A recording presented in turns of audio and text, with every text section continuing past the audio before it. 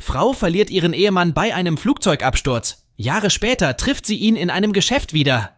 Hailey macht Urlaub und sucht nach einer Ruhepause von ihren vergangenen Problemen.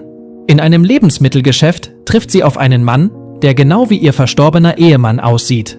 Neugierig und begierig auf Antworten geht Hailey auf den Mann zu und gerät dabei in eine lebensbedrohliche Situation. Hailey war froh, eine Pause von ihrem stressigen Leben zu machen. Dieser Urlaub war genau das, was sie brauchte. Sie ging zu einem Lebensmittelladen in der Nähe ihres Hotels, um Lebensmittel zu kaufen. Dort sah sie einen Mann, der wie George, ihr verstorbener Ehemann, aussah, aber er war nicht allein.